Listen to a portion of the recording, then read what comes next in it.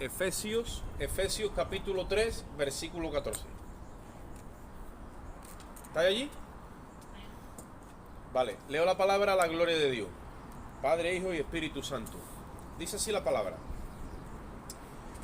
por esta causa doblo mis rodillas ante el Padre de nuestro Señor Jesucristo, de quien toma nombre toda familia en los cielos y en la tierra, para que os dé, oye eso, conforme a la riqueza de su gloria, el ser fortalecidos con poder en el hombre interior por su espíritu, para que habite Cristo por la fe en vuestros corazones, a fin de que, arraigados y cimentados en amor, seáis plenamente capaces de comprender con todos los santos cuál sea la anchura, la longitud, la profundidad y la altura, y de conocer el amor de Cristo que excede a todo conocimiento, para que seáis llenos de toda la plenitud de Dios. Y a aquel que es poderoso para hacer todas las cosas mucho más abundante de lo que le pedimos o entendemos, según el poder que actúa en nosotros, a él sea la gloria en la iglesia en Cristo Jesús por todas las edades, por los siglos de los siglos. Amén. Bendita es su palabra. Ahora vamos a estar también, si Dios lo permite, leyendo en el capítulo 4, por lo menos desde el versículo 1 al 16, porque yo he sentido de compartir esta mañana la palabra de una forma de lectura comprensiva, para que vayamos poco a poco meditando lo que la Escritura dice. Pero sí que me vino al pensamiento el tema de las medidas en los planos de la edificación de la iglesia en la dimensión del reino. El apóstol Pablo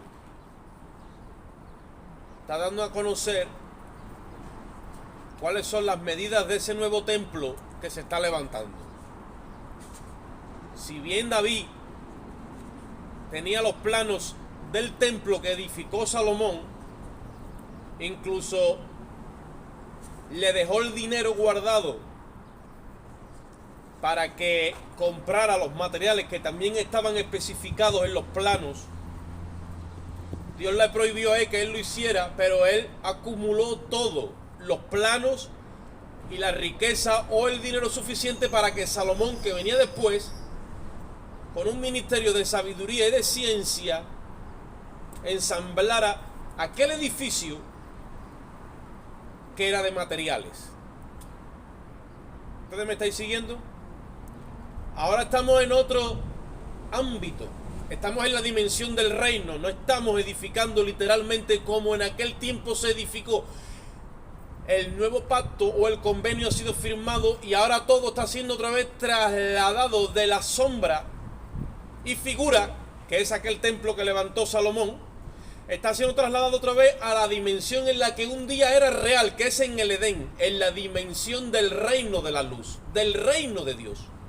Entonces las medidas ahí no son literales como aquí en la tierra, cuando tú dices, pues tiene 10 centímetros, tiene 2 metros, esto va de ladrillo, esto va de cristal, esto va de yeso, esto va de perlita.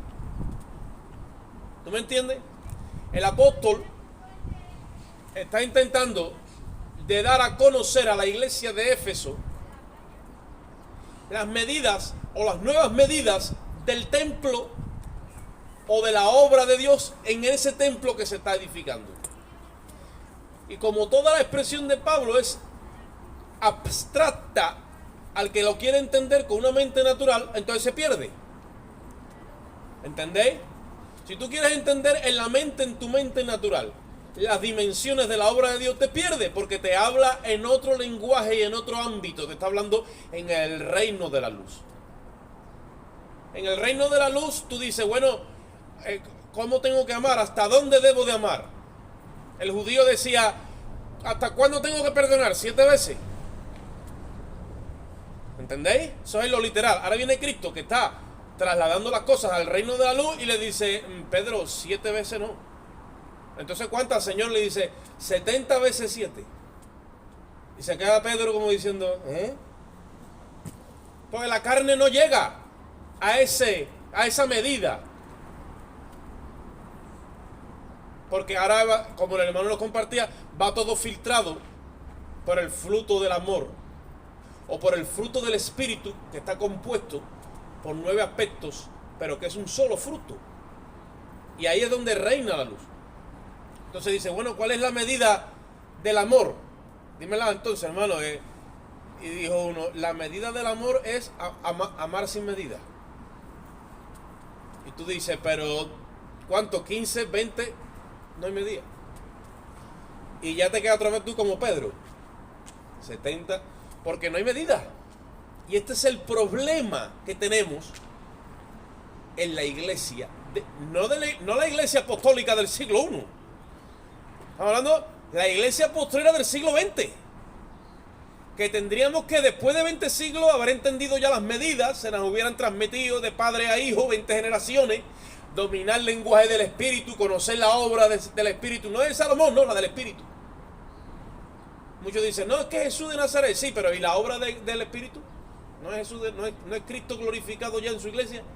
Y todavía estamos ahí. Entonces Pablo dice, yo doblo mis rodillas delante del Padre Celestial. Porque esto ya me estoy estrellando, estoy harto de hablar y nadie me entiende. Entonces, ¿qué pasa? Yo ya me derrito, me derrumbo delante de Dios y ante Él yo doblo mi rodilla.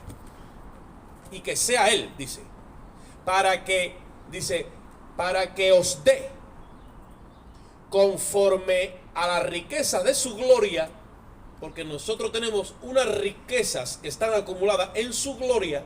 Acordaros que cuando estábamos en el Edén, en Adán, perdimos esa gloria, porque el dictamen judicial del pecado fue la muerte y hay una destitución de su gloria. Cuando Cristo viene y firma el pacto con su sangre, se restablece aquella gloria que tuvimos un día con Él. Acordaros que Jesús le dice al Padre antes de ser sacrificado, Padre, devuélveme esa gloria que un día tuve contigo, porque cuando Él vino se despoja de su gloria. Esa gloria que tuve un día contigo, que la tiene otra vez, pero la tiene como hombre. Y al tenerla Él como hombre, nosotros la recuperamos también. Entonces, hay unas riquezas en esa gloria que Cristo nos ha devuelto. Y conforme a esas riquezas, es que el Padre coge de ahí, por su Espíritu, y nos empieza a revelar a cada uno las medidas de este templo y cómo es que este diseño va. Dijo Cristo, Él, hablando del Padre, Él tomará de lo mío y os lo hará saber, porque todo lo que el Padre tiene es mío. Alábalo si puede hablar. Y dice uno, o sea, que el Padre ahora resulta que tiene que venir a ti, Jesús, porque todo lo que el Padre tiene es tuyo. Hay muchos ya se enredan, ¿ves? Ahí tenemos los unitarios que dicen que Dios es uno, no ve que es el mismo Dios. No. Que compartan todo no quiere decir que sean una persona, son 3. Lo que pasa es que lo comparten todo. Una misma deidad, comparten un mismo trono, una misma visión, un mismo amor, una misma fe, todo. Pero por eso es que son uno. De la misma forma que quiere que en el matrimonio sean uno. Y que en la iglesia ¿qué? Sea una. Porque compartimos todo. ¿Entendemos? Pero la iglesia está formada de muchos miembros en un solo cuerpo. Entonces dice Pablo, yo ya doblo mis rodillas ante Él, para que Él, que Dios tiene poderes y está capacitado para traer revelación. Acordaros que la persona escogida, y esto hay que hablarlo así, como se dice en la Escritura, escogida por Dios para revelar el misterio que estaba oculto desde las edades, Dios escoge al apóstol Pablo, al legalista más grande que había en la época, el hombre que se movía por las reglas, sin amor. Una regla sin amor, eso es lo peor que hay. Aquí se pone una ley, y si no se hace en amor, estamos haciendo el legalismo más grande que hay. Todas las reglas, toda la normativa, todo tiene que ser en amor, porque si no lo que hacemos es un yugo, y lo que trae es división y dolor y afrenta, porque no va dirigido conforme a la sustancia del amor. Entonces, el hombre más legalista de la época, del momento, Dios lo escoge para revelarle la sustancia y el significado del nuevo pacto en Cristo Jesús. Y ahora este hombre empieza a aclararle a todos. Dice, yo que soy el más pequeño, a mí Dios me ha dado la encomienda de aclarar a todos cuál sea la dispensación del misterio escondido en Cristo Jesús, porque esto estaba en el corazón de Dios desde antes de la fundación del mundo. Y ahora empieza Pablo a sacar las medidas del nuevo templo, de la nueva obra que Dios tenía guardada y que la iba a revelar en este tiempo, en esta dispensación, la dispensación de la gracia. Iba a traer una nueva creación en vasijas de barro que le glorificara a Él y que pudiera expresar a Dios, porque el diseño de la sustancia del propósito eterno es que Dios se expresa dentro de estas vasijas, se expresa dentro de sus criaturas y a través de nosotros expandir todo su amor. De la misma forma que lo ha hecho en el plano físico, y el universo está lleno de galaxias. La nuestra es la Vía Láctea, que es la solar. Es una de entre 200.000 millones. Y estamos en una. Y todo lo demás revela la expresión de Dios. O sea, Dios ha querido expresarse y se ha quedado sin terreno. De hecho, dicen los científicos que el universo sigue creciendo, porque Dios no puede dejar de amar ni de expresarse. Pero en el plano espiritual, porque todo eso es la figura y la sombra de la sustancia. La sustancia Él no la ha querido derramar sobre la creación, la ha querido derramar sobre vasijas de barro, para que la excelencia del poder sea de Él y no sea nuestra. Pues las vasijas de barro tienen contenida tanta sabiduría y tanto amor dentro como la misma creación habla de Dios. Eso está dentro de ti y dentro de mí. Y el apóstol empieza a hablar unos términos, dice, para que de esas riquezas en gloria, dice, con poder, dice, para que seáis fortalecidos en el hombre interior con poder. Hay un hombre, hay una entidad en nosotros que solamente se fortalece cuando Dios le habla, de su aliento. Nada más que escuchar la voz de Dios, el hombre interior se pone fuerte. No necesita un alimento literal, no necesita una alimentación física y natural. Simplemente necesita oír la dirección y la guianza de Dios. En el momento que tú oyes la voz de Dios, en tu espíritu te vienes arriba. ¿Os acordáis cuando Dios le dijo a Ezequiel, ¿qué ves ahí? Le dijo, un valle de huesos secos, le dijo. Y añadió el profeta, dijo, y por cierto, secos, pero en gran manera. O sea, ya tirando para poroso y para polvo. Y Dios le dice, profetízale a los huesos secos. Y Ezequiel no fue, Ezequiel no fue a hacer otra cosa, simplemente dijo, huesos secos, oíd palabra de Jehová. Y cuando aquellos huesos secos empezaron a oír palabra de Jehová, ¿qué pasa? Empezaron a perder la sequedad y a recibir la vida. Por eso cuando el hombre interior nuestro no oye la voz de Dios, es que empieza a dar cabezazo. Y empezamos a echar mano del ámbito de lo natural y de la mente de Adán. Nos empezamos a suministrar de lo que ya conocemos por naturaleza. O sea, nosotros por naturaleza tenemos una caída. Tú no vas a tirar un balón cuesta arriba y el balón va a salir corriendo cuesta arriba. El balón va a coger por naturaleza cuesta abajo. Y nosotros, por naturaleza, ya tenemos unas cosas establecidas en el ámbito de la carne y de la sangre. Pero cuando tenemos comunión divina con Dios por el Espíritu, ese hombre interior se fortalece y empieza a salir esa nueva creación que está ahí escondida y empieza a florecer hacia afuera. Y dice el apóstol, yo ya doblo mi rodilla para que sea Él que tiene un montón de riqueza, que te las empiece a revelar a ti y empiece a fortalecer tu ser interior. Y dice ahí, para que habite Cristo por la fe en vuestros corazones. No, ese habite, que todo el Nuevo Testamento ustedes saben que está escrito en griego, ese habite, habitar es vivir, es ocupar un lugar y hacer vida allí dentro, ¿vale? No es un habite de que yo tengo una casa y voy los fines de semana de vez en cuando. O de que yo vivo aquí todos los días, pero no sé si acabaré aquí todos mis días. No. Ese verbo habitar es que Cristo desciende a nuestra vida y acampa para siempre. Y se hace presente todos los días de nuestra vida, porque es la realidad, es la verdad la que nos lleva el Espíritu a tener una comunión continua con Cristo y a través de Cristo. Entonces,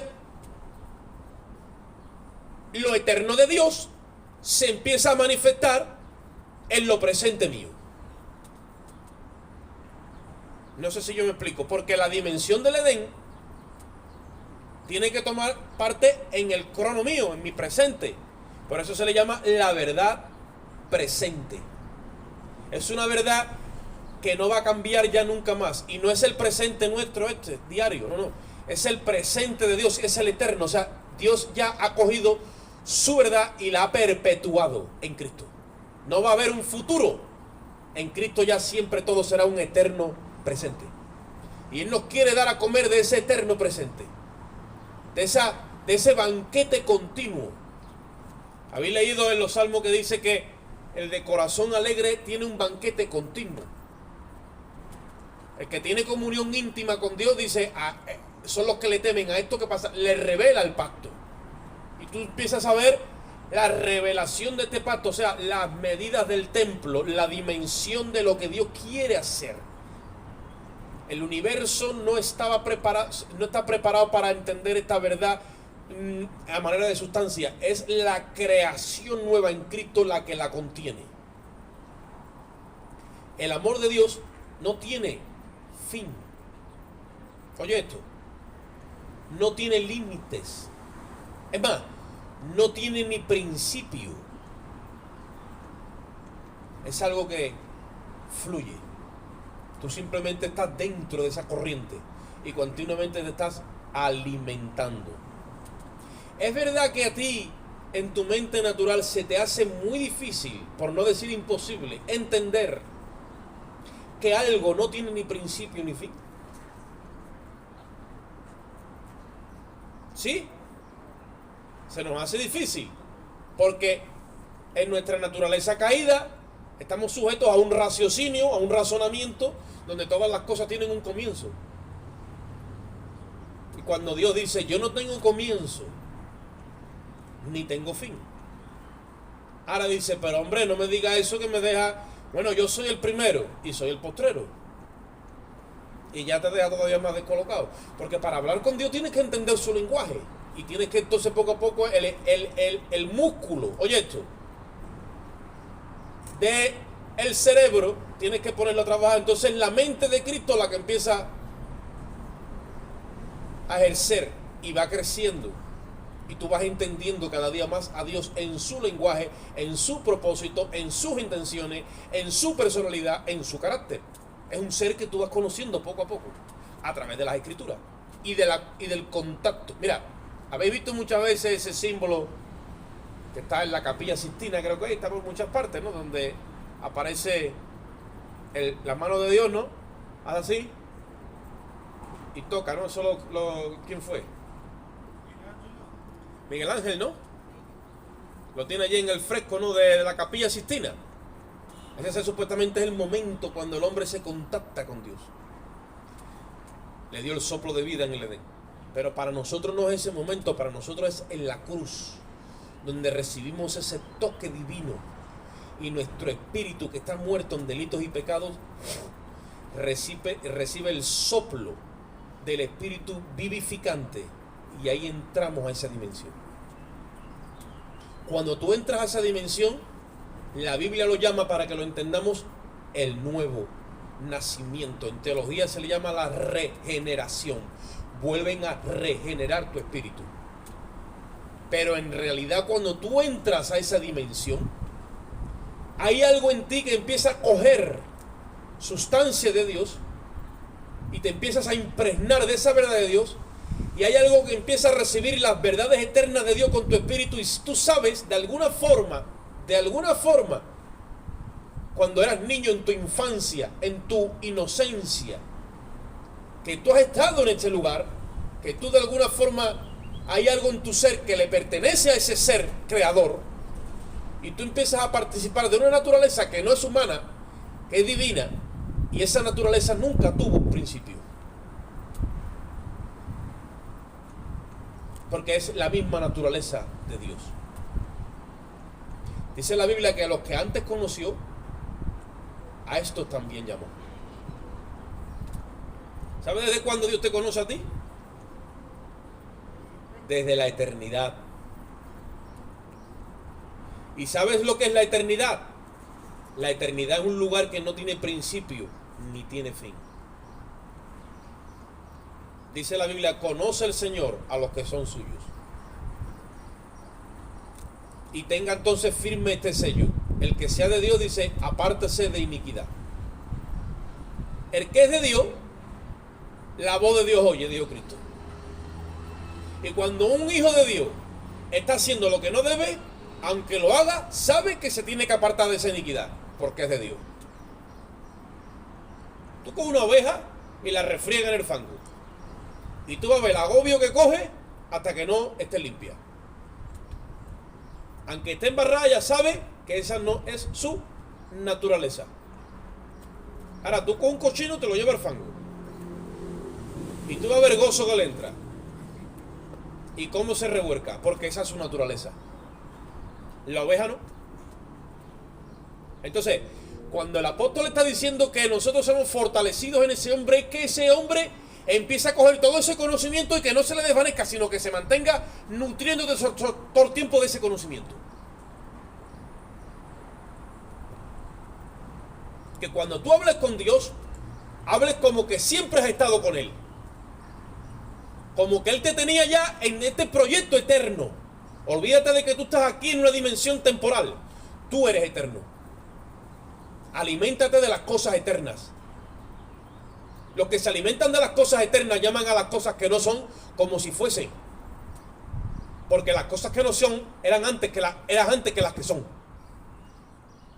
Y esto que nosotros estamos aquí ahora mismo, esto es figura y sombra de la sustancia.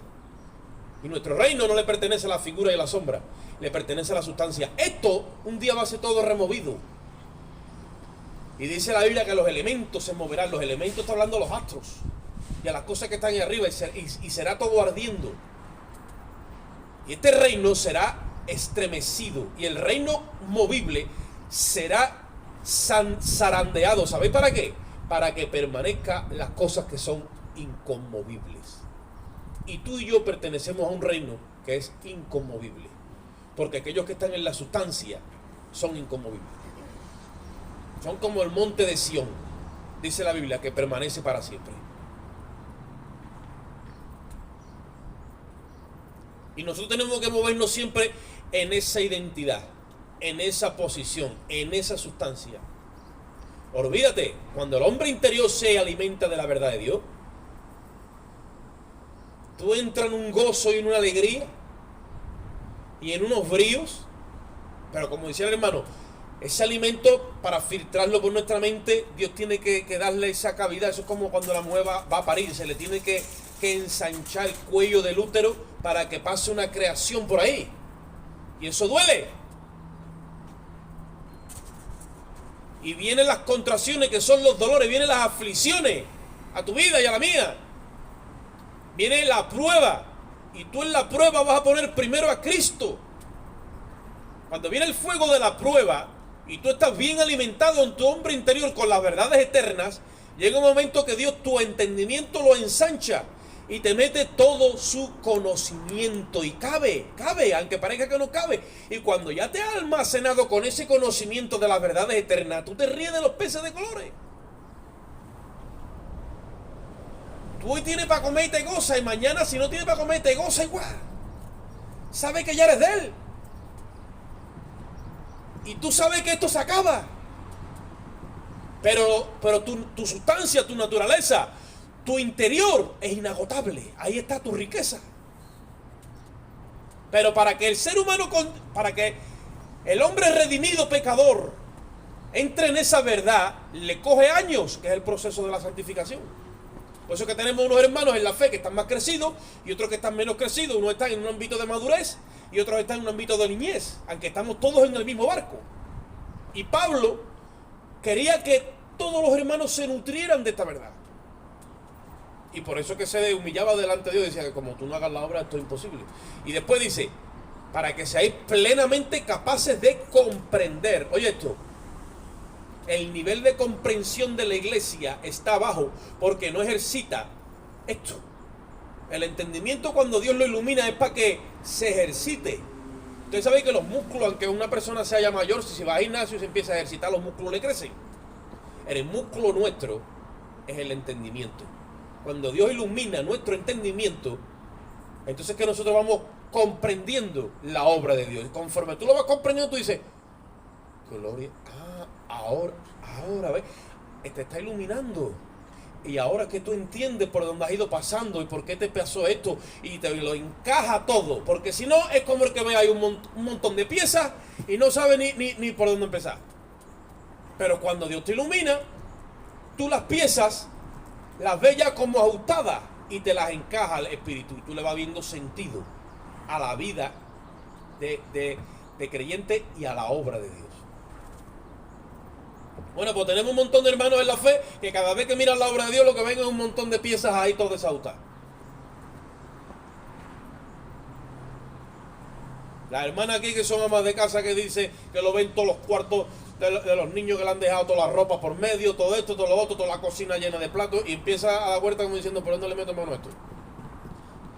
Porque ven mucho trabajo y no saben ni... Pero el ama de casa que está desarrollada sabe que se pone manos a la obra y ella en su mente ha visto la cocina ordenada y el cuarto limpio y todo ordenado. ¿Por qué? Porque tiene un desarrollo en eso. Pero el ama de casa nueva no se desarrolla y lo ve todo y todo se le hace un mundo. Y busca la manera, pues bueno, mañana lo hago, dice. Y mañana cuando lo mira la montaña es más grande. Y así muchas veces nos pasa a nosotros en el espíritu. No podemos dejar. Hay un refrán que dice, no dejes para mañana lo que puedes hacer hoy. Y el diablo se ha encargado de que la iglesia, no, tranquilo, Dios es amor, el Señor te ama, no, tranquilo, no, aquí hay que estar trabajando en el espíritu. Entonces, ¿para qué Dios nos tiene aquí? Y nos relajamos con el móvil, nos llevan a delicados sofares y empezamos allí para arriba y para abajo en un confort, en una elasticidad. Y cuando tú quieres ejercer el espíritu dice, escúchame, a mí me dejas tú de ejercicio que yo estoy más a gusto que un arbusto. Y se nos mete, hermano, la pereza espiritual. Ahora Dios sigue trabajando en su obra y tú no entiendes nada. Ni ves nada. Por eso que la iglesia última, la de este tiempo que es la postrera, la iglesia del siglo XX, le dice el Señor a la Odisea, tú te crees que eres rica y tú eres pobre, te crees que estás vestida y está desnuda y eres una pobre, ciega, desventurada y miserable, le dice. Anda. ¿Por qué? Porque yo le dije a Salomón que te dijera a ti que mires la hormiga. Que cuando está todo el mundo en la piscina con los tintitos y disfrutando del verano, ella está cogiendo una pipa, cogiendo un kiko, cogiendo una cosita y está almacenando. ¿Y quién le ha puesto esa sabiduría a ese bicho? Dios. Y nos dice a nosotros, mírala a ella y va a aprender de mí.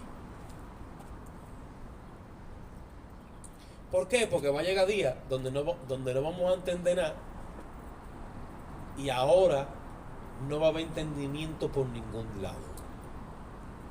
Y todo el mundo va a empezar a correr a buscar aceite y cuando llamen a los que tienen aceite van a decir no, nosotros ya, y más bien usted a comprar. Ya resulta que no hay visión por ninguna parte.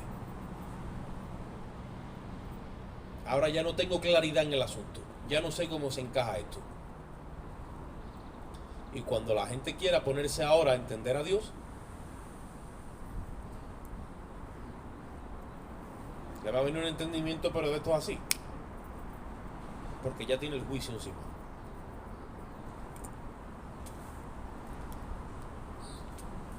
Dice en el versículo 18, bueno, en el 17 dice, para que arraigados y cimentados en amor. Mira, como no estemos arraigados a la obra de Dios, que todo es en amor, y cimentados, no vamos a ser plenamente capaces de comprender. Dice en el versículo 18, comprender con todos los santos cuál sea, mira las dimensiones, oye esto, mira la dimensión, cuál sea la anchura. ¿Sabéis lo que es la anchura, no? O sea, bueno, vamos a medir el ancho. Cuál sea la longitud. ¿Y eso para dónde hay que tirar el metro? La longitud. Para arriba, para abajo. Ahora dice, ¿cuál sea la profundidad? Esto para abajo. Y ahora dice, ¿cuál sea la altura? Y después dice, y de conocer el amor de Cristo que excede. Algo que excede es algo que se va por encima. Que excede a todo conocimiento, para que seáis llenos de toda la plenitud de Dios. La plenitud es el completo, la pleura divina. Y después dice, y aquel que es poderoso para hacer todas las cosas más abundantes de incluso de lo que pedimos o entendemos, alza la gloria. Entonces, las dimensiones de este barco no son como las de Noé. Las de Noé es un transatlántico de madera, pero le dieron las medidas. Salomón hizo un templo, pero le dieron las medidas. Pero Cristo está edificando su iglesia. Y Pablo, cuando da las medidas, dice, esto, el problema de esto es que lo vamos a llevar a un plano donde la medida del amor es amar sin medida. Y ahora ya empezamos ahí ya a patinar. Entonces no hay forma de que tú entres en esta dimensión si no tienes el Espíritu. Número uno, dice, yo tengo el Espíritu ya. En la iglesia todo el mundo tiene el Espíritu, todo el mundo es de sana doctrina, todo el mundo tiene la verdad. Vale, te lo compro, dijo uno. Pero vamos entonces, vámonos al fruto. Porque por su fruto los conoceréis, dijo el Señor. Entonces ahora, ¿tú crees que tú puedes andar una milla? Mira, el siervo imprudente, o como dijo Cristo, cuando hagáis lo que debierais, ¿qué tiene que decir? Inútil, ¿vale? El siervo inútil es el que hace lo que debe, entre comillas, pero cuando se le fuerza a hacer lo que ya está fuera de su humanidad, como no tenga el Espíritu, ya no puede. Por eso Cristo dijo, al que te obliga a caminar una milla, tengo que hacer lo que debo porque hay una milla, sí. Tú acompáñalo 2. Ahí se va a ver que tú tienes el Espíritu. Porque tú vas a amar con gozo. Como decía el hermano. Vas a amar con paz. Vas a amar con revelación y con conocimiento de causa. Ya no puedes.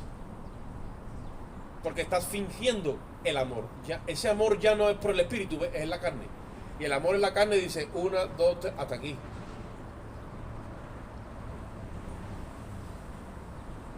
¿Y sabéis qué dijo Cristo? Que cuando tú seas de eso que él dice, siervo inútil eres.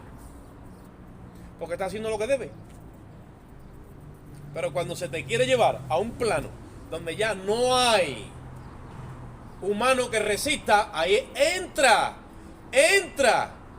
ese aceite. Ahí entra esa revelación. Ahí entran esas medidas sobrenaturales. Ahí el hombre interior es fortalecido.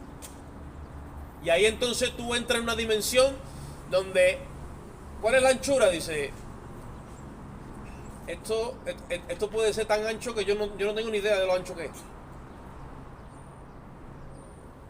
Ya esto ha cogido un grosor, ¿no? Que ya como nosotros decimos, yo ya no sé si esto es más fácil saltarlo que darle la vuelta. Porque esto ha cogido ya unas dimensiones que yo ya no... Así es. Entonces, ¿qué es lo que sucede? Que cuando Dios nos da las medidas de los planos, de la edificación, en la dimensión del reino, muchos no la entienden. Porque quieren coger esas medidas y traducirlas aquí, a un plano físico. Y un plano físico y real dice, te paso 1, 2, 3, pero ya me tiene ya hasta la coronilla, ¿sabes? ¿No? El sevillano dice, ya estoy harto, ¿no? Claro. Porque tenemos unas limitaciones humanas. Cuando tu humanidad te vea que ya te estás frenando en la exigencia de las pruebas que te rodean, tú tienes que decir, yo soy un siervo inútil, yo no estoy andando en el espíritu, yo estoy andando en mi carne. Por eso dice que el amor sea sin fingimiento, que el propósito de este mandamiento es el amor no fingido, la conciencia limpia. Entonces nos metemos en unas dimensiones que depende de la mentalidad con la que yo estoy comunicándome con Dios, yo entienda los planos, porque si no las medidas varían. Las medidas varían. Y tengo que buscarme un traductor de medidas. ¿Sabéis qué es lo que es eso? Que me da los equivalentes. Y tengo ahora que empezar a traducir lo que es la milla con el kilómetro y con la yarda y el centímetro con la pulgada, porque son diferentes medidas. Entonces, yo ahora os invito de nuevo a que vayáis al capítulo 4 de Efesios. Vamos a seguir la lectura. Gloria al Señor. Y dice, yo pues preso en el Señor. Mira cómo estaba Pablo. Pablo ya dice, yo estoy preso aquí ya en esto. O sea, a mí ya me han dejado aquí preso, bendita condena, y yo ya estoy preso de esto. A mí ya de aquí no, yo de aquí no salgo. Yo preso en el Señor, dice. También es verdad que en el plano humano lo tenían custodiado los romanos, ¿vale? Ya, ¿no? Dice, ruego que andéis como es digno de la vocación con que fuisteis llamados. Ustedes saben que en el llamamiento que cada uno de nosotros hemos recibido debe de haber una vocación. ¿Sabéis lo que es vocación? Vocación. Yo ejerzo llamado porque hay una vocación. Tengo ese sentido desde lo profundo de mi corazón. O sea, ahí lo hago con lo profundo de mi corazón porque tengo vocación hacia esto. Si el llamado, el servicio, la vida cristiana, no hay una vocación, no había un nuevo nacimiento. No está la persona arraigada en Cristo. Está andando en Adán. Está en la arena. El cimiento es arena. Porque no hay vocación. Lo está haciendo porque sí. O porque me dijeron que haciendo esto y esto yo me salvaba. Adán es un mentiroso. Adán no Adán el marido de Eva, sino la naturaleza caída no se salva. El lugar que le dieron a ella es la cruz, ella no tenía solución. Por eso es que Cristo se tuvo que hacer Adán e ir a la cruz. O sea, Adán no se va a salvar. Pero cuando entra el postrer Adán, el nuevo Adán ese, te da vocación. Me dice mi mujer muchas veces a mí, es que tú te pones a predicar y es que yo te veo que tú lo vives, digo, porque me dieron una vocación. Yo no era así. Tú me conocías antes de Cristo. Yo tenía vocación por otras cosas, pero no por esto. En mi mente lo último que había en mi cabeza es que yo iba a ser un predicador del Evangelio. Pero cuando te llama Dios, te mete la vocación, entonces tú lo ejerces con esa pasión. Y dice Pablo, yo ruego que andéis, dice, bendito sea el Señor que no me ponga, como es digno de la vocación con la que fuiste llamado. Tenemos que hacer que la obra de Dios sea digna. Hay una vocación. Yo no puedo ejercer mi vida cristiana y hacer todo ahí. Bueno, ¿cuánto tengo que traer? Tres traigo. ¿Cuánto estos? 4. Y voy yo midiendo yo ahí. Como un hermano que trae los diezmos a la iglesia hace un montón de años, me tenía mi tesorero y decía, el diezmo mío es 36,78 más 0,7. Digo, anda, mi hermano, eres justo y exacto. Suelta la talega y sé amplio. Que parece que estamos aquí porque es lo que le pidieron y estaba bajo ley. La gracia está muy por encima de la ley, hermano. La dimensión de la gracia no tiene límites. Y Dios quiere que esto lo ejerzamos con esa dignidad. Yo muchas veces le digo a mi mujer, vamos a pelar niños, bien peladito y bien aseadito, un ejemplo, ¿no? Y no puedo, bueno, pues como está, no, bien, con su ropita limpia y buena, sus botines, que aunque esté como esté, pero con dignidad. Que es mío, que es carne de mi carne y sangre de mi sangre. Cuando cogió el reinado David, se acordó que hizo un pacto de misericordia y de fidelidad con su amigo Jonatán. Y mandó a buscar a Jonatán. Jonatán ya no estaba. ¿Cómo le hago yo misericordia de aquel pacto que hice con mi amigo que ya no está? Porque Jonatán murió con Saúl. Y buscaron a todos sus hijos. Y un día de persecución, uno de sus hijos, de Jonatán, una de las nodrizas que los cuidaba, salió corriendo de la misma persecución que ejerció el mismo Saúl, y se le cayó un niño que se llama Mefiboset, se le cayó al suelo y se quedó paralítico. Y cuando David se enteró que Mefiboset era hijo de Jonatán, mandó a buscarlo. Y dijo, tráiganme a Mefiboset. Está paralítico, no importa. Y lo trajeron a la casa del rey, porque David era rey de Israel.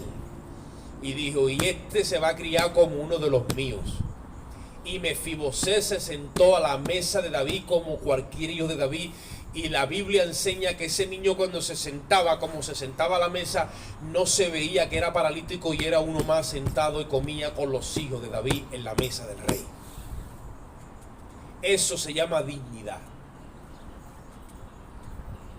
Y nosotros tenemos que ejercer el llamado que tenemos en Cristo como hijos de Dios con dignidad.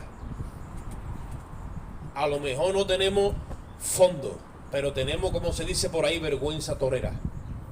Y ejercemos el llamado, porque Pablo quería que la gente de Éfeso no hiciera las cosas así, sino con dignidad. Y dice, para que andéis como es digno de la vocación con la que fuisteis llamados, con toda humildad y mansedumbre, soportando los unos a los otros con paciencia en amor, dice. ¿Ustedes saben por qué los carnales se queman en la iglesia? Porque dice, la Biblia dice que tengo que soportarlo, pero como no tienen desarrollado el amor de Dios en sus corazones, entonces cuando llega un momento se rompe ese odre que está viejo, que está añejo, y ya no soporta más. No puede soportar en amor a otro. Ahora ha fingido que soportaba, ha fingido que tenía amor. Llega un momento que queriendo correr esa carrera, como ha fingido, pues ahora se rompe el odre y el poco aceite que quedaba se pierde. Ahora ya no hay aceite ni para una tostada. Ahora tiene que coger el Señor la vasija y volverla a hacer de nuevo. Y Dios está cogiendo muchas vasijas, haciéndolas de nuevo, porque la religión los ha quemado y ellos no quieren dejarse hacer de nuevo, porque dicen, no, el vino nuevo no, el añejo es mejor. Porque yo me enseñaron así, y yo aprendí así. Y asado. Sí, pero resulta que con ese así y asado, no damos ni... Entonces el apóstol Pablo dice, para que esto sea hecho con dignidad, tenéis que soportar los unos a los otros en amor. Dice, solícito. ¿Sabéis lo que significa solícito? Procurando con todo lo que tú tienes, procurando, dice, guardar la unidad del espíritu en el vínculo de la paz. No se trata de que yo digo, bueno, pues como esto es lo mío, y yo soy así, y yo pienso así, pues yo ahora digo, hasta aquí llego y rompo la unidad. No, al revés. Tengo que reprimir lo que yo puedo pensar humanamente para que no se quebrante la unidad. Porque la unidad es la que vale. Para mantener, ¿qué pasa? El vínculo de la paz. Porque hay tanto conflicto, porque cuando ya el odre viejo no soporta, establece, y impone su pensamiento. Y entonces, ¿qué hace? Rompe la paz. Ya ni paz. ¿Ahora qué hay? Ahora hay pleito. Como el hermano compartía, El fruto del Espíritu es uno, pero eso lo dice Gálatas capítulo 5. Manifiesta, dice que el fruto del Espíritu es amor, gozo, paz. Eso es el reino de la luz y de las fronteras del Edén, en el ámbito de las medidas de este amor. Pero de esa frontera para acá, cuando dice manifiesta, son las obras de la carne, y dice celo, pleito, ira, contienda, eso es obra de la carne y de la muerte. Cuando entra el pleito, ya se rompe la paz. Cuando entra la contienda, ya no hay paz. Ya ha entrado ¿qué? La muerte, el conflicto, el problema. El enemigo sabe buscar la huerta para detener la edificación. ¿Por qué? Porque hay muchos, como dice Pablo, debiéndose ya maestros, sois niños, y entonces hay que recurrir otra vez a una alimentación que no es la vianda, sino que es la leche. Y tiene que ser, bueno, pues si vamos a andar con leche, por lo menos que sea leche espiritual no adulterada, porque encima de todo está la leche espiritual adulterada. Entonces tú ni siquiera creces para salvación. Tú vives todo el tiempo creciendo para condenación. Todo lo que ves es condenación y condena a otro. Esa es la adulterada. Está la leche espiritual no adulterada que va creciendo poco a poco, pero tiene que haber un regreso otra vez. Y entonces no tenemos experiencia en la palabra de justicia. No sabemos medir las cosas en el ámbito de la vida. Todo lo que nos sucede no sabemos equilibrar la balanza justamente. Todo el tiempo es la carne mandando. ¿Sabes cómo es, no? Eso es como aquel padre de familia que estaban todos enmayados y dice, bueno, como estamos en Semana Santa vamos a hacer reparto de los garbanzos. Y cogía a los niños y le decía, tú. Y cuando llegaba decía, tú. Un reparto equilibrado. Así es la carne. Así es la carne. Pero rompemos el vínculo del espíritu. Ahora miren lo que dice, un cuerpo, hermano. ¿Cuántos cuerpos es la iglesia? Un cuerpo, el cuerpo de Cristo. Cuando decimos que Cristo fue sacrificado y que yo pertenezco a ese cuerpo, yo tengo que sacrificar también mi vida en sacrificio vivo para participar de esa plenitud. Dice Pablo, os ruego, hermano, por las misericordias de Dios, que ofrezcáis vuestros cuerpos en sacrificio vivo. Cuando tú ofreces tu cuerpo en sacrificio vivo, es que tú estás participando del cuerpo de Cristo. Y después dice, un solo cuerpo, un solo espíritu.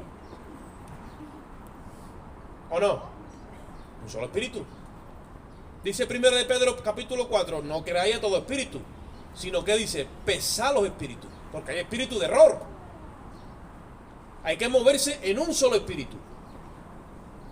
Ese espíritu no te va a guiar a la contienda, ni al pleito, ni al desajuste, no, te va a llevar a la mutua edificación y al soportamiento en amor. Que puede que haya diferencia de opiniones, claro. Si en la iglesia apostólica la hubo, ¿cómo no lo va a ver en la nuestra? Claro, pero la diferencia de opiniones no quiere decir que estemos en dos espíritus. Yo tengo mi criterio acerca de muchas cosas que no alineo con algunos o con casi todos ustedes, y eso que tiene que ver para la convivencia en un mismo cuerpo, no tiene nada que ver. Lo que pasa es que yo endioso ese criterio y eso yo lo establezco como doctrina y como norma. Digo, no, esta es mi santa fe y mi santo dogma, y a mí Dios me ha revelado, y me elevo por ustedes y hago así, me pongo como un Buda y me elevo, y voy yo como Goku cuando iba en la alfombra deslizándose, tocando el nirvana. Yo solo me monto mi película. Y después me trabajo también la psicología del victimismo. Digo, es que ustedes no tenéis amor conmigo. No, señor. Esto cuando va por el Espíritu, hermano. Mira, le decía yo a mi mujer, cuando llega el Espíritu de Dios, oye esto, y trae una revelación, porque el apóstol Pablo dice, oye, que yo esto no lo aprendí de hombre ninguno, ¿eh? Esto me fue a mí revelado por Dios el Padre y por Jesucristo el Hijo. Vamos a poner las cosas en su sitio. Y dice, apóstol, no de hombre ni por hombre, sino por Dios el Padre y por Jesucristo el Hijo. Mira la profundidad de lo que está diciendo. Cuando el Espíritu habla, le revela lo mismo a todos los que están en el cuerpo. Si están bautizados en el cuerpo, el Espíritu nos va a dar una revelación tan exacta que te preguntan a ti, me preguntan a mí, te preguntan a ti y le preguntan a un hermano que está en Singapur y dice exactamente lo mismo. Ahora, en la dimensión de la carne dice, hermano, ese dibujo dice, yo veo una margarita amarilla sin asado, y el otro dice, no, no está en amarilla, pero es un poquito, y ahora cada uno, y estamos viendo todo lo mismo con los ojos de carne, y todo el mundo le da su toque, su salpicón de... Y estamos viendo lo mismo en tiempo real, y todo el mundo le da su toque, pero cuando el Espíritu habla, no hay toques ninguno. Tiene todo una misma medida. Porque es el Espíritu. Y no lleva confusión ninguna. Todos estamos viendo lo mismo. Y lo expresamos todo. En su justo orden, en una armonía. La multiforme gracia de Dios empieza a salir de ahí y no hay desavenencia ninguna. ¿Por qué? Porque es la obra dirigida y la edificación por el Espíritu. Ahora tú mira lo mismo, pero dirigido por la carne. Esto es como la serie esa, dice, aquí no hay quien viva. No, y claro, nos empezamos a quemar. Y el que aguanta menos porque está cortito, está seco, está sequito, pues coge la maleta y dice, ¿entendéis? Ahora en el Espíritu, hermano, no hay. Es el reino de la luz, amor, entonces tú imagínate tú que los que han fallecido en Cristo están en el paraíso y están allí discutiendo.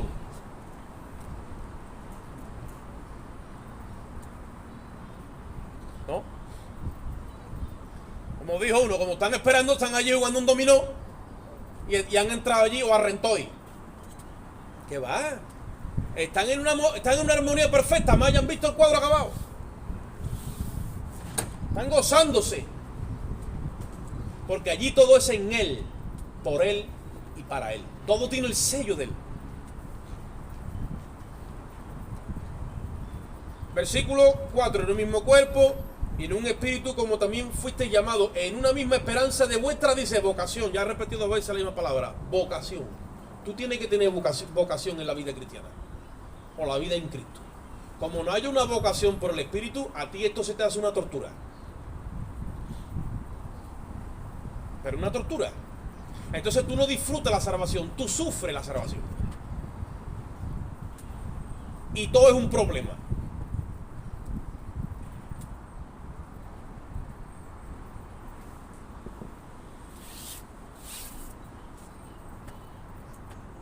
Versículo 5. Un Señor, una fe.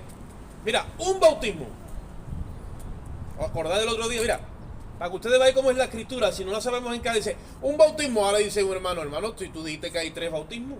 Otros dicen, no, hay 2 bautismos. Ahora dice la palabra, hay un bautismo. ¿Veis lo que pasa? Ya entramos en desajuste, en desavenencia. En el cuerpo hay un solo bautismo. Dios te mete en el cuerpo, ya está. Ya no te tiene que estar metiendo todos los días. Ya te has metido. Ese bautismo al que se refiere, ¿vale? El niño en la fe dice, pero tú dijiste, ve, y ahora me tengo que poner a recapitularle todo y le tengo que dar una vuelta ahora. Óyeme, por toda la Biblia hasta que lo llevo otra vez al mismo sitio. Pero como se desajusta porque no está crecido en el espíritu, entonces es que tú dijiste y te mete en un conflicto. Te pone y lo tiene que llevar entero hasta que lo encaja otra vez. Falta de madurez. Ahora, en el cuerpo, un solo bautismo. El Señor te incluye y te mete una sola vez. Tú ya estás dentro. Si tú sales, no tienes que pedir otra vez entrada porque tú eres de adentro.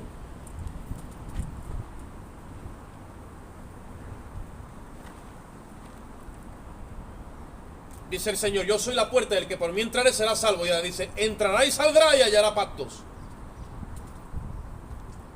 Cuando tú coges madurez, tú sabes entrar y salir. Porque conoce la puerta. Ahora estamos queriendo muchas veces entrar por atrás. Dice, todos los que vinieron antes de mí, Cristo hablando, ninguno entró por la puerta. Todos eran salteadores y ladrones. Y ahí es donde dice Cristo, oye, para que tú veas la distorsión que muchas veces tenemos en la escritura. Y ahí es donde dice, capítulo 6 de Juan, dice, y el ladrón no viene sino para matar, robar y destruir. Pero no está hablando del diablo, está hablando de asalariados y gente que estaba al frente de la obra de Dios, que vinieron y no entraron por la puerta. Porque el que entra por la puerta es el que el portero le abre. Y ese es el buen pastor. Porque la ley no le ha abierto a nadie, solamente a Cristo. Todos los asalariados de quien no son propias las ovejas, digo Cristo, esta gente vienen para matar, para robar y para destruir. Porque no son de ellos las ovejas.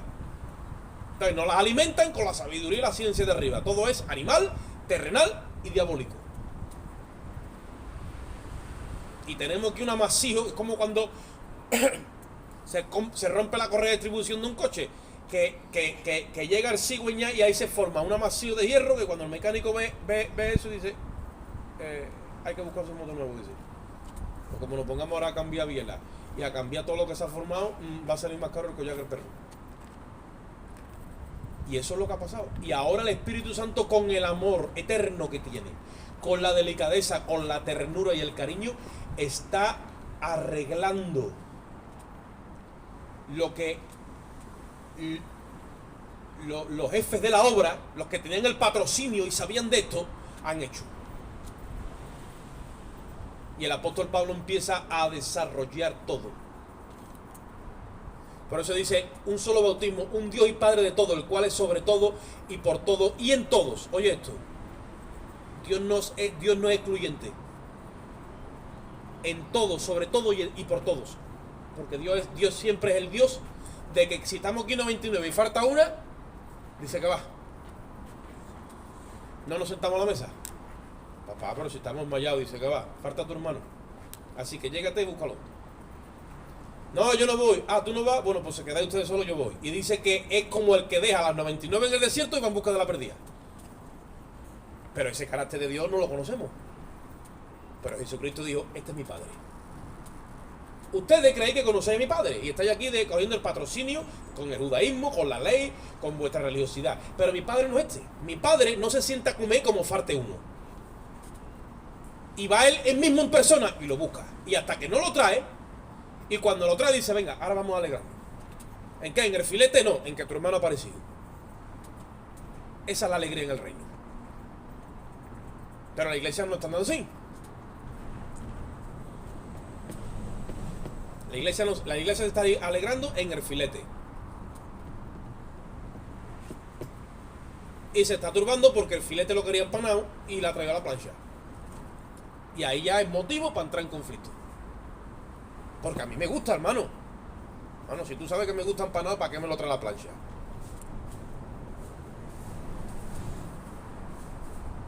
Y cuando uno está en el gozo del Espíritu, hermano, teniendo abrigo y sustento, se come uno un cacho pan y se goza uno, hermano. Dice, de verdad, hermano, un cacho pan seco y se goza, dice, ¿y la paz que tengo por dentro? ¿Tú sabes la paz que tengo por dentro? Esto endulza todo lo que llegue, porque mi gozo no está por fuera, está por dentro. Y esta paz que viene de Cristo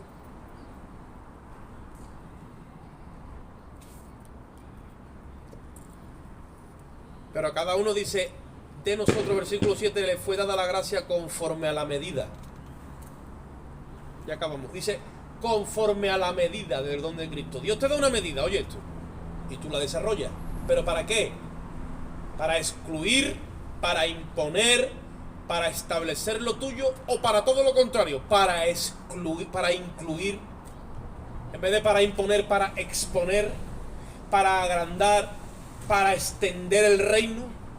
¿Te ve Dios fiel en eso? Sí, dice, bueno, ven para acá, hermano, tráela. Tráela. Y ahora te da una medida mayor. Y tú dices, Padre, esto a mí se me queda grande, sí, pero yo sé que tú la llenas. Claro, al principio cuando te la dan se queda grande, pero Dios sabe que tú la vas a llenar.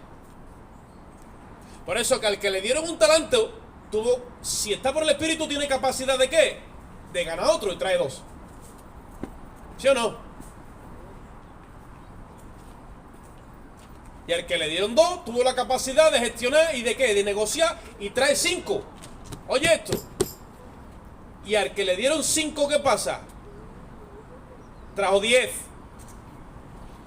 Medida, capacidad de negocio. Lo que he recibido de Dios. mis prioridades, mis intereses están en Él. Yo aquí no estoy para trabajar ni para los hombres, ni para el sistema de los hombres. Estoy trabajando para Dios y para el reino de Dios. Tengo interés en que el cielo se hinche de almas y que estén bien educadas, bien adoctrinadas, bien conformadas a la verdad. Y Jesús dijo que el reino era como un rey que repartió talento. Lo sabéis, ¿verdad? A uno le dio 5, a otro le dio 2, a otro le dio 1. Y cuando acabó todo, ¿qué pasa? El que le dio 5 vino con 10. Y le dijo, bien, buen siervo y fiel. En lo poco has sido fiel, en lo mucho te pondré. Con el que trajo 5, lo mismo. Y el que tenía 1, ¿qué pasa? ¿Ese qué hizo? Lo enterró y dice, Señor, yo que sabía que tú eres un hombre severo y terrible. ¿Quién le reveló esa visión al que tenía 1? ¿Veis cómo cuando la carne no tiene comunión con Dios, tiene una imagen de Dios que no es la real? Y como yo sé que tú eres terrible y severo, tú sacas de donde tú no has sembrado. Y Dios dice, sí, pues bueno, te voy a pagar conforme a tu visión de mí. Tú piensas que yo... Porque hay gente que como no desarrolla la capacidad del amor, todo el tiempo anda en temor y no lo saben. No lo saben. Y el temor en sí lleva castigo. Dice, pero el que es perfeccionado en el amor, ese ya no teme. Porque ha sido perfeccionado en el amor. Y el perfecto amor, ¿qué pasa? Echa fuera el temor. Y hay gente con un solo talento guardando la salvación en temor todo el tiempo. Y la entierra. Y Dios dice, sí, ¿no? Dice, pues mira, le dice a los verdugos, atarlo de pie y mano y echarlo ¿dónde? A las tinieblas de afuera, dice.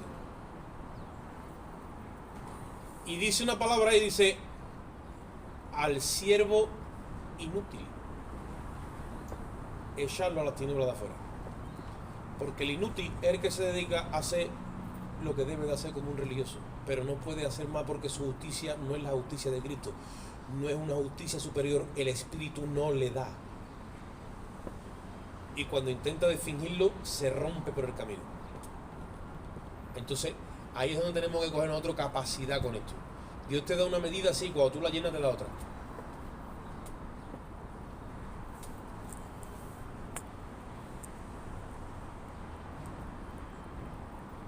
Que yo ahora en la parcela, cada vez que llego, tengo que estar con el manojo de llave, venga a 6 kilómetros. Y para arriba, y para abajo.